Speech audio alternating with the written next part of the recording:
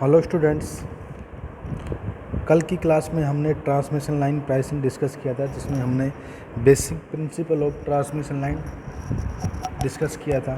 ठीक है, तो बेसिकली जो आपकी ट्रांसमिशन लाइन है वो एक आप कॉम्प्लिकेटेड इशू है। ठीक है ना, क्योंकि पूरे throughout the world you will face some problem when you will decide transmission and pricing. ठीक है ना, तो we will discuss different kind of method which will use in the transmission line pricing. Before that, I will tell you that some main parameter which we consider while designing the transmission line pricing. ठीक है, first क्या है, it should recover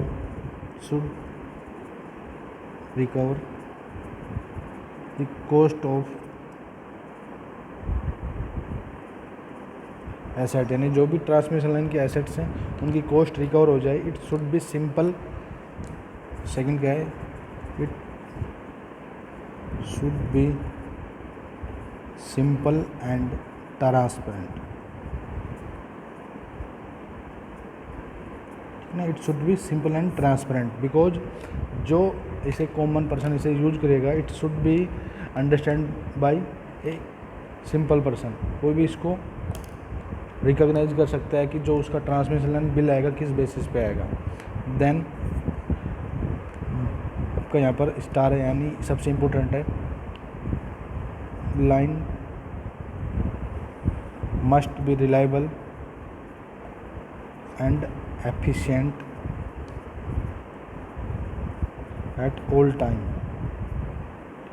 तो ऐसा नहीं है कहीं आप ट्रांसमिशन लाइन प्राइस के चक्कर में, यानी जब आप ट्रांसमिशन लाइन प्राइस डिसाइड कर रहे हो उस समय आपने जो ट्रांसमिशन लाइन के पैरामीटर्स थे, voltage and reactive power, because these are correlated parameter, तो you can't rule these parameter. यानी जो भी आपकी ये पैरामीटर्स हैं, voltage and reactive power, it should be within the limit. Otherwise जो ट्रांसमिशन लाइन के अंदर हीटिंग ज़्यादा होगी, जिसकी वजह से ट्रांसमिशन लाइन की एफिशिएंसी आपकी डिग्रेड होगी। ठीक है ना, तो कुछ ये पैरामीटर्स हैं, जब हम किसी भी ट्रांसमिशन लाइन का प्राइस डिसाइड करते हैं तब हम कंसिडर कर सकते हैं ना। ऐसा जरूर कंपलसरी नहीं है, but at the time of pricing we will consider these point. And fourth one, it should be politically implementable.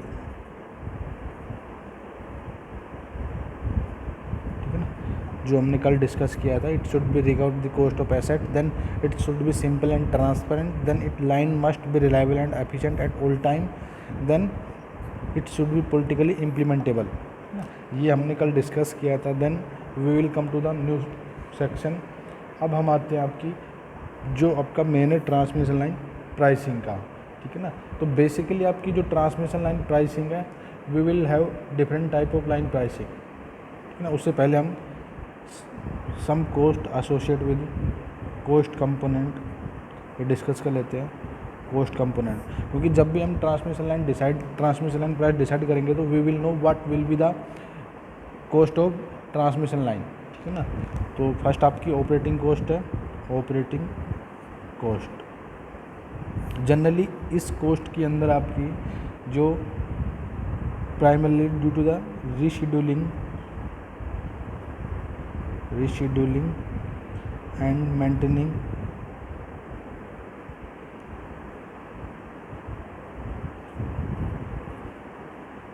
System. ठीक है ना, सिस्टम वोल्टेज।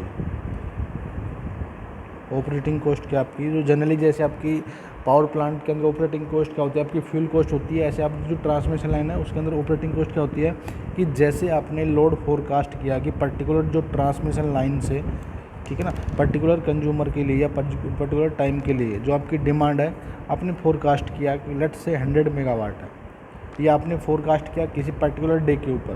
ठीक है ना, कि जो किसी पर्टिकुलर डे पे पर्टिकुलर टाइम पे जो आपकी डिमांड आएगी वो क्या आएगी, 100 मेगावाट। उसके अकॉर्डिंग आप पहले से ही प्रिपेयर हो कि आप किस ट्रांसमिशन लाइन के थ्रू ये पावर डिलीवरी करोगे।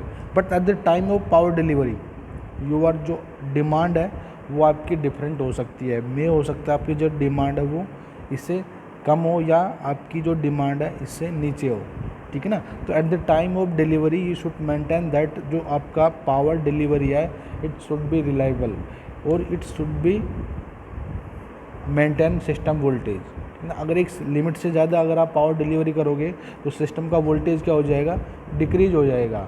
या अगर आप जो पावर सपोज आप जब फोरकास्ट किया 100 megawatt, but the time of delivery जो आपकी डिमांड है वो क्या है 100 मेगावाट, ये आपकी रेफरेंस पावर है, ये क्या आपकी एक्चुअल पावर है।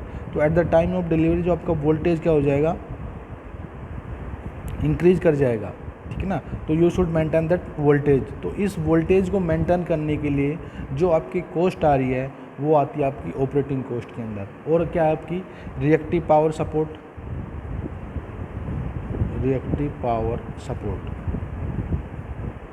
क्योंकि अगर आपको ट्रांसमिशन लाइन का वोल्टेज मेंटेन करना है तो जो ट्रांसमिशन लाइन के अंदर जो रिएक्टिव पावर फ्लो है वो अगर आपका मेंटेन है तो जो आपकी जो लाइन का वोल्टेज है वो मेंटेन रहेगा, अदरवाइज ट्रांसमिशन लाइन का वोल्टेज आपका वेरी करता रहेगा, ठीक है ना। क्योंकि अगर आपकी P D is equal to P G है तो इस केस में जो आई स्क्वायर आर लॉसेज हैं वो आपके कांस्टेंट रहेंगे, ठीक है ना। अगर वेरिएबल है तो इस केस में जो आई स्क्वायर आर लॉसेज हैं वो आपके वेरी करेंगे, उसके अकॉर्डिंग हम जो लाइन पैरामीटर डिसाइड करेंगे। बट अगर आपका reactive power demand and reactive power generator, ठीक है ना, कितने आप जितनी reactive power demand and generator कर रहे हो तो वो डायरेक्ट आपके सिस्टम के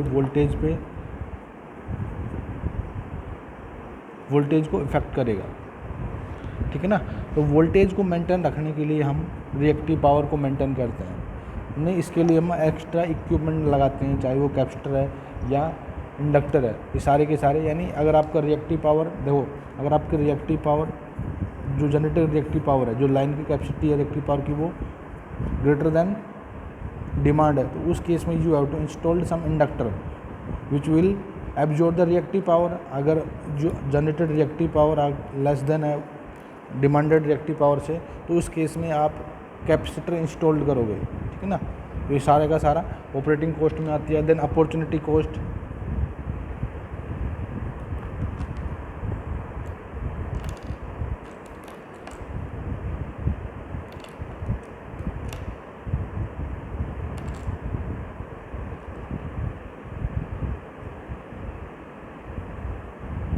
अपॉर्चुनिटी कॉस्ट तो इट इज़ द, इसमें लिख सकते हैं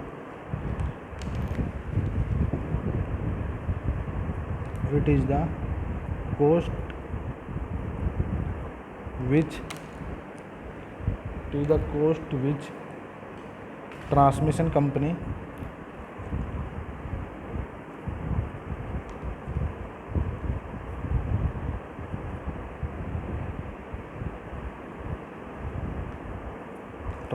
company has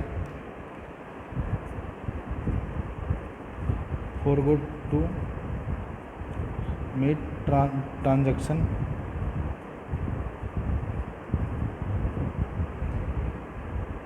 such as it could not use cheaper generation, ठीक है ना। तो ये सारी की सारी आपके अपॉर्चुनिटी कॉस्ट बेसिकली अगर आप सिंपल तरीके से समझना चाहो कि आपने जो लोड कंडीशन है उस बेसिस पे आपकी ट्रांसमिशन लाइन का प्राइस डिसाइड होता है। बट जब आपकी टाइम ऑफ डिलीवरी आएगा, जब आप पावर डिलीवर कर रहे हो तो उस समय आपका प्राइस वेरी करता रहता है, क्योंकि जो एक्चुअल में जो प्राइस डिपेंड करता है वो लोड कंडीशन पे डिपेंड करता है, ठीक है ना। तो जो ट्रांसमिशन लाइन आपकी जो पावर डिलीवरी है वो टाइम ऑफ डिलीवरी नहीं हो रही है, इसका मतलब आप उस कॉस्ट को आप लूज कर रहे हो, ठीक है ना।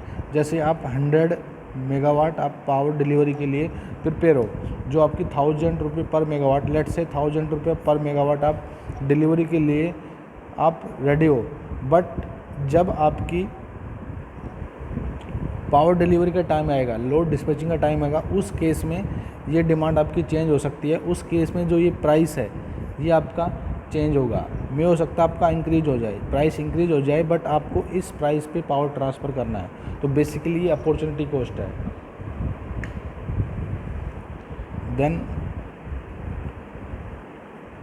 रिलायबिलिटी कॉस्ट, ठीक है ना। तो बेसिकली जो रिलायबिलिटी कॉस्ट है वो क्या है, जो सिस्टम को आप रिलायबल मेंटेन करने के लिए जो कॉस्ट आ रही है उसको हम रिलायबिलिटी कॉस्ट बोलते हैं, ठीक है ना। क्योंकि जब आप एक्चुअल टाइम ऑफ डिलीवरी आएगा, जब आप लोड डिस्पैच करोगे, उस केस में जो सर्विस है इट शुड बी रिलायबल, ठीक है ना। तो ये सारी की सारी किस में जाएगी, यानी सिस्टम को रिलायबल मेंटेन करने के लिए ये सारा का सारा वोल्टेज मेंटेन कर रहा है, तो ये आपकी रिलायबिलिटी कॉस्ट है। देन रेनफोर्समेंट कॉस्ट, ठीक है ना।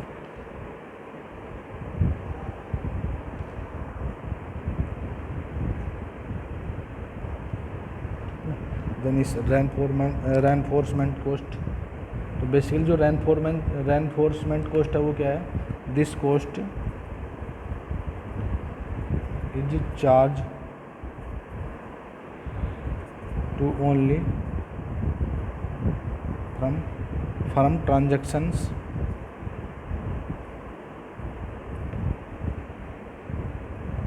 and it include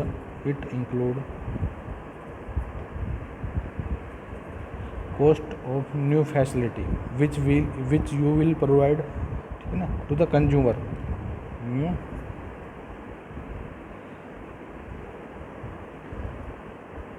ठीक है ना। तो ये आपकी रेनफोर्समेंट कॉस्ट है बेसिकली, जो it include the cost of new facility, ठीक है ना। ये आपकी रेनफोर्समेंट कॉस्ट है। Then we will cover type of transmission and pricing method. Basically हम 2 टाइप या 3 टाइप के मेथड यूज करते हैं, उनको सब डिवाइड करते हैं। फर्स्ट आपका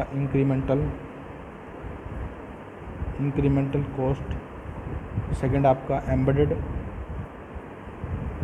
इनको हम डिटेल में डिस्कस करेंगे, एम्बेडेड कॉस्ट, एंड ये आपका है इंक्रीमेंटल एंड एम्बेडेड कॉस्ट, ठीक है ना। इन दोनों को मिला के जो कॉस्ट होती है उसको हम कंपाउंड कॉस्ट या इंक्रीमेंटल एंड एम्बेडेड कॉस्ट कहते हैं। तो अब इंक्रीमेंटल कॉस्ट बेसिकली है क्या, यानी जब आप 1 यूनिट पावर डिलीवरी करोगे, extra 1 unit extra power delivery करोगे, तो जो आपकी कॉस्ट एसोसिएट होगी वो किस में जाएगी, इंक्रीमेंटल कॉस्ट मेथड में जाएगी, ठीक है ना। तो इंक्रीमेंटल कॉस्ट जनरली हम सबसे सिंपल है ये, ठीक है ना।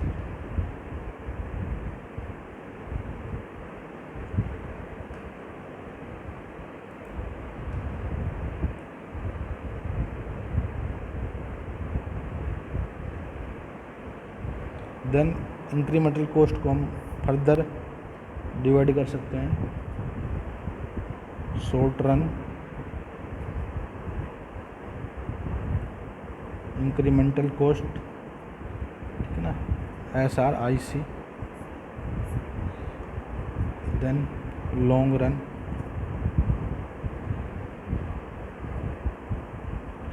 इंक्रीमेंटल कॉस्ट, इसको लिख सकता हूँ मैं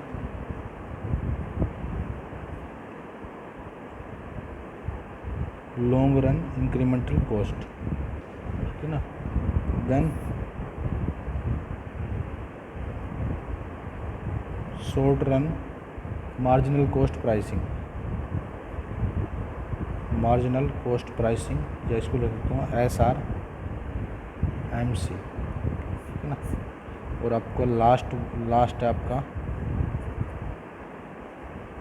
long run marginal cost, LRMC, ठीक है ना।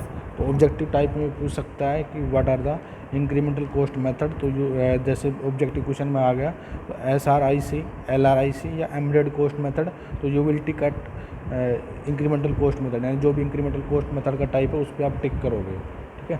तो बेसिकली जो इंक्रीमेंटल कॉस्ट है, आप एडिशनल पावर जब डिलीवर करते हो, एडिशनल 1 मेगावाट पावर डिलीवर करते हो, तो जो कॉस्ट एसोसिएट होती है उसको हम इंक्रीमेंटल कॉस्ट मेथड बोलते हैं। इस मेथड से हम जितनी भी एक्स्ट्रा पावर डिलीवरी करेंगे, ठीक है ना, या डिस्पैच करेंगे, उसके बेसिस पे हम कॉस्ट डिसाइड करेंगे, है ना। इनको हम डिटेल में डिस्कस करेंगे नेक्स्ट लेक्चर में। ओके।